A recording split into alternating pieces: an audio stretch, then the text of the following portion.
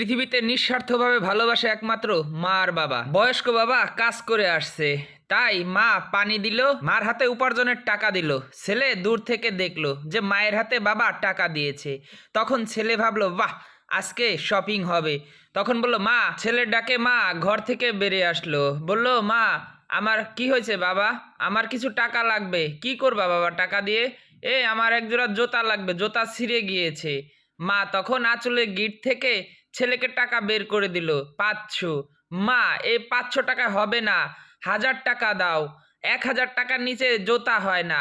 মা তখন বাবার সেই ইনকামের পুরো টাকাটাই দিয়ে দিল। ছেলে অনেক খুশি। তখন শপিং থেকে নাইকির এক জোড়া জুতা কিনে নিয়ে আসলো এবং খুশি মনে বাসার দিকে হাঁটছে। তখন দেখছে মায়ের স্পঞ্জ জোড়া ছিঁড়ে গিয়েছে। তাই সে দেখে জুতা জোড়া হাত থেকে পড়ে গেল যে মা সেরা স্যান্ডেল পায়ে দিচ্ছে আর আমি 1000 টাকা দিয়ে জুতা কিনলাম। ছেলের চোখে জল চলে আসলো। পৃথিবীতে মা বাবা ছাড়া নিঃস্বার্থ ভালোবাসা কেউ বাসে না।